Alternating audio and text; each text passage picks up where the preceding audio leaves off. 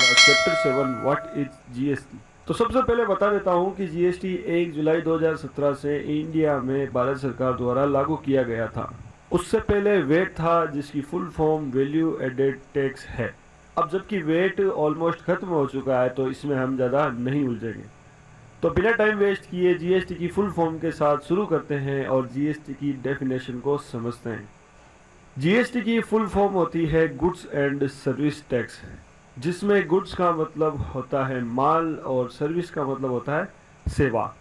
अर्थात गवर्नमेंट द्वारा किसी भी प्रकार के माल या किसी भी प्रकार की सर्विस पर लगाया गया tax goods and service tax यानी जीएसटी कहलाता है। आप मार्केट से कोई भी प्रोडक्ट खरीदते हैं उसमें जीएसटी इंक्लूड होता है। फॉर एग्जांपल, अगर आपने 1200 रुपये का एक मोबाइल खरीदा तो उसमें 200 रुपये टैक्स होता है जो गवर्नमेंट को जाता है। असल में बिल में मोबाइल की वैल्यू 1000 रुपये होती है, जिसे टैक्सेबल वैल्यू कहा जाता है, यानी वो वैल्यू जिस पर टैक्स लगता है। और बाकी के 200 रुपये टैक्स होता है जो पहले वेट कहलाता था और अब जीएसटी कहलाता है। हम ये सोचते हैं कि शॉप ओनर के पास इस मोबाइल के पूरे 1200 रुपये रहते हैं, लेकिन एक्चुअल में हमने मोबाइल के 1200 रुपये दिए, उसमें 1000 रुपये तो मोबाइल की वैल्यू है और 200 रुपये टैक्स है जो हमने शॉप ओनर को पे किया, और ये 200 रुपये शॉप ओनर को सरकार को जमा कराने होते हैं। तो सीधा सीधा ये कहा जा सकता है हम कोई भी प्रोडक्ट खरीदते हैं उसमें जो टैक्स पे करते हैं वो सीधा हम गवर्नमेंट को पे करते हैं। अब शॉप ओनर कैसे टैक्स चुकाता है यही हम आगे इस वीडियो में देखेंगे, और जैसे जैसे कोर्स आगे बढ़ेगा आपको समझ में आने लगेगा। अगर जीएसटी ना हो तो जो मोबाइल हम मार्केट से 1200 रुपये में खरीदते हैं वो हमें 1000 रुपये में मिल सकता है। लेकिन देश को भी तो चलाना है, सारी सरकारी सुविधाएं इन्हीं टैक्स के रुपये पर चलती है। हर एक प्रोडक्ट जो हम खरीदते हैं उसमें टैक्स इंक्लूड होता है और हम रोज सरकार को टैक्स भरते हैं।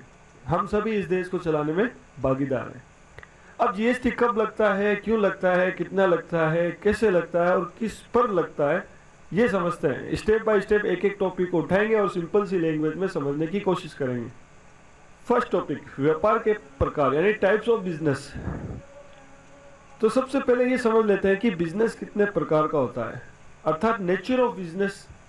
कोई भी बिजनेस केवल दो ही तरह का होता है। पहला, business for purchase and sales of goods, जिसमें किसी भी तरह का माल खरीदा या बेचा जाता है। फॉर एग्जांपल, इलेक्ट्रॉनिक शॉप जिसमें फ्रिज, एसी, टीवी को खरीदा और बेचा जाता है। जैसे मोबाइल की शॉप जिसमें मोबाइल को खरीदा जाता है और मोबाइल को बेचा जाता है। ये सब परचेज एंड सेल की कैटेगरी में आते हैं, जिसमें किसी भी प्रकार का प्रोडक्ट को प्रॉफिट कमाने के लिए और बेचने के लिए खरीदा जाता है। दूसरा होता है बिजनेस फॉर सर्विस प्रोवाइडिंग, जिसमें किसी भी तरह की सेवा का आदान प्रदान होता है।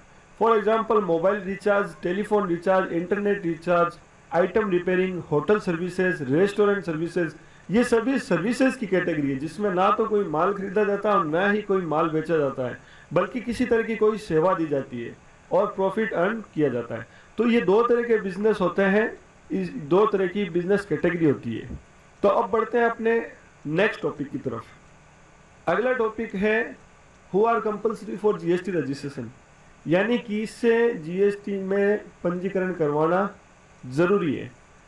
देखिए, गवर्नमेंट के रूल्स के अकॉर्डिंग जिनकी एक साल की सेल को टर्नओवर भी बोलते हैं, जिनका एक साल का टर्नओवर 40 लाख से ज़्यादा है, यानी एक साल में 40 लाख से ज़्यादा माल बेच देते हैं, उनको जीएसटी में रजिस्ट्रेशन करवाना ज़रूरी है। और जो एक साल में 20 लाख से ज़्यादा की सर्विसेज देते हैं, यानी मान लीजिए एक साल में 20 लाख से ज़्यादा का मोबाइल रिचार्ज करते हैं, तो उनको भी जीएसटी में रजिस्ट्रेशन करवाना जरूरी है। अब अगर किसी का टर्नओवर 40 लाख से कम है और सर्विसेज का टर्नओवर भी 20 लाख से कम है, तो भी फर्म को जीएसटी में रजिस्टर करवाया जा सकता है। और जो जीएसटी में रजिस्टर्ड होते हैं उनको जीएसटी का पूरा लेन देन रखना पड़ता है, इसीलिए जीएसटी रजिस्टर्ड पर्सन को एक अकाउंटेंट की जरूरत पड़ती है। बढ़ते हैं अगले टॉपिक की तरफ। नेक्स्ट टॉपिक है हमारा document required for GST registration. GST registration करने के लिए किन किन डॉक्यूमेंट्स को जमा करवाना पड़ता है। जिसको भी जीएसटी में रजिस्ट्रेशन करवाना है उनको दिए गए डॉक्यूमेंट के साथ gst.gov.in वेबसाइट पर apply for GST registration form भरना पड़ता है। डॉक्यूमेंट में इंक्लूड है आधार कार्ड ऑफ एप्लीकेंट। हमारा अगला टॉपिक है how GST apply in invoice, यानी जीएसटी को बिल में किस प्रकार लगाया जाता है। जब भी हम कोई माल खरीदते हैं तो बिल में जीएसटी लग के आता है और बेचते हैं तब जीएसटी लगाना पड़ता है। अब जीएसटी को दो तरह से वसूला जाता है। पहला है एसजीएसटी एंड सीजीएसटी, यानी स्टेट टैक्स और सेंट्रल टैक्स। जब भी कोई माल एक ही स्टेट से खरीदा जाता है या एक ही स्टेट में बेचा जाता है, जैसे मैं राजस्थान का हूँ और कोई आइटम मैंने राजस्थान से ही खरीदा और राजस्थान के ही किसी शहर में बेच दिया, तो एसजीएसटी एंड सीजीएसटी लगता है, वो भी टैक्स रेट का 50-50%। फॉर एग्जांपल, एक मोबाइल जो 1000 रुपये का है जिसकी टैक्स रेट 12% है, उसे मैंने राजस्थान के ही किसी शहर में बेच दिया, तो इस प्रकार टैक्स डिवाइड होगा, जिसमें मोबाइल की वैल्यू आएगी 1000 रुपये और उस पर एसजीएसटी लगेगा 6% 60 रुपये और सीजीएसटी लगेगा 6% 60 रुपये। तो इस तरह टोटल मोबाइल की वैल्यू हो जाएगी 1120 रुपये। दूसरा है आईजीएसटी, यानी इंटर स्टेट टैक्स। जब भी कोई माल किसी दूसरे स्टेट से खरीदा जाता हो या किसी दूसरे स्टेट में बेचा जाता हो, जैसे मैं राजस्थान का हूँ और कोई आइटम मैंने पंजाब से खरीदा, तो आईजीएसटी टैक्स लगता है, वो भी जितनी टैक्स रेट है उसका 100%।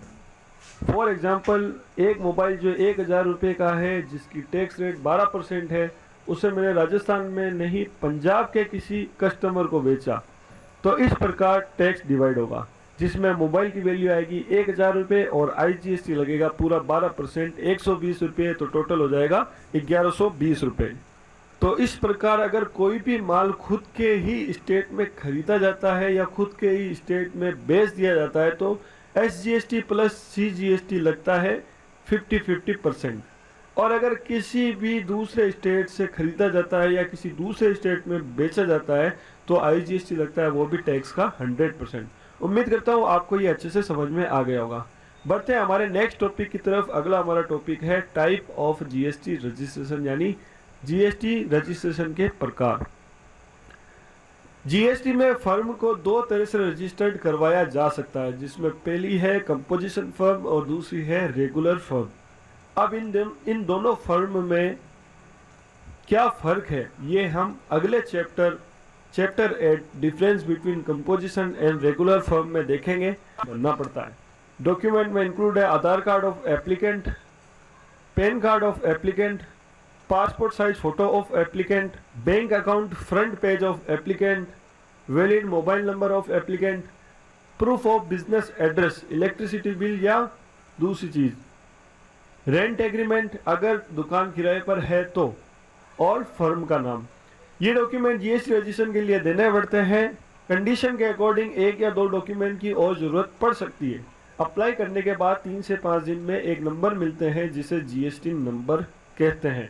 तो अब हमारा नेक्स्ट टॉपिक है what is GST number. GST number क्या है? जीएसटी नंबर की full form GST identification number है और जीएसटी नंबर 15 डिजिट के होते हैं, जिसमें पहले 2 डिजिट स्टेट कोड होते हैं, जिस भी स्टेट में रजिस्ट्रेशन हुआ है उसके अकॉर्डिंग। जैसे राजस्थान का स्टेट कोड है 08। Next 10 digit pan card number of applicant, जिसने भी जीएसटी रजिस्ट्रेशन करवाया उसके पैन नंबर अगले 10 डिजिट होते हैं। उसके बाद में अगला 1 डिजिट जो होता है, पैन कार्ड में जो 4 न्यूमेरिक नंबर होते हैं उसमें से कोई भी एक नंबर अगला 1 डिजिट होता है। उसके बाद में अगला 1 डिजिट जो होता है बाय डिफ़ॉल्ट जेड होता है और लास्ट का 1 डिजिट रैंडमली कुछ भी हो सकता है। तो ये होता है जीएसटी नंबर जो जीएसटी रजिस्ट्रेशन के अप्लाई करने के बाद में मिलते हैं। अब बढ़ते हैं नेक्स्ट टॉपिक की तरफ, type of GST tax rates. फिलहाल करंट में आज डेट 20/11/2019 तक 5 टाइप की जीएसटी रेट्स है, जो आगे जाकर के बदल भी सकती है। तो फिलहाल 5 टाइप की जीएसटी रेट्स है जो किसी भी आइटम पर या किसी भी तरह की सर्विसेज पर लगती है, जो इस प्रकार है। 0% वो आइटम या सर्विसेज जिन पर कोई भी जीएसटी टैक्स नहीं लगता, जैसे खाद बीज, दूध या अंडे। 5% वो आइटम या सर्विसेज जिन पर 5% टैक्स लगता है, जैसे शुगर, स्पाइसेस एंड टी। 12% वो आइटम या सर्विसेज जिन पर 12% टैक्स लगता है, जैसे मोबाइल फोन्स और कंप्यूटर्स।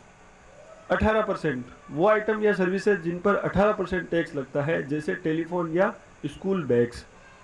और लास्ट है 28% वो आइटम या सर्विसेज जिन पर 28% टैक्स लगता है, जैसे एयर कंडीशनर, सीमेंट या लग्जरी आइटम।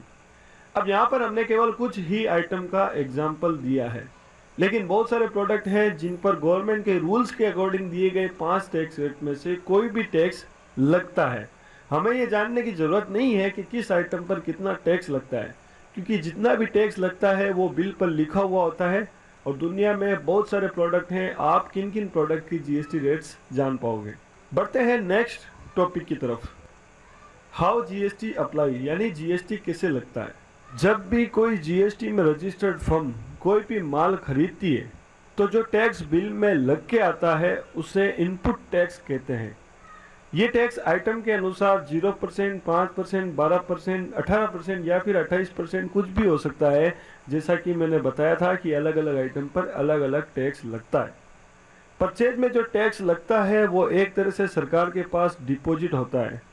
हम सरकार से ये टैक्स वापस नहीं ले सकते, लेकिन कस्टमर से वापस इस टैक्स को ले सकते हैं। जैसे जब वापस उस खरीदे गए माल को हम बेचेंगे तब जो टैक्स बिल में हम लगाएंगे उसे आउटपुट टैक्स कहते हैं।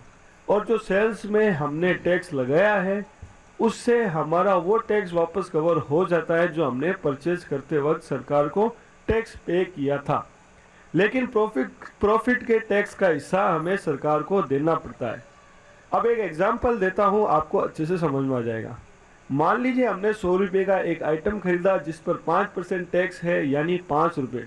तो टोटल बिल हमारा हो जाएगा 105 रुपये का, और जो 5 रुपये हमारा टैक्स लगा है उसे इनपुट टैक्स कहेंगे। अब हम सभी व्यापार प्रॉफिट कमाने के लिए करते हैं, तो जो आइटम हमने 100 रुपये का खरीदा था उसे 110 रुपये में बेचेंगे, और 110 रुपये में बेचेंगे तो 110 रुपये का 5% टैक्स लगेगा, जो होता है 5 रुपये 50 पैसे। इसे बोलते हैं आउटपुट टैक्स। अब हमने उस आइटम पर 5 रुपये टैक्स पहले ही पे कर दिया जब हमने वो आइटम खरीदा, लेकिन कस्टमर से हमने 5 रुपये 50 पैसे टैक्स लिया, यानी 10 रुपये प्रॉफिट का 5% टैक्स 50 पैसे। इन पर सरकार का हक होता है और ये 50 पैसे हमें सरकार को पे करने पड़ते हैं। तो इस तरह किसी भी आइटम पर जीएसटी टैक्स लगता है और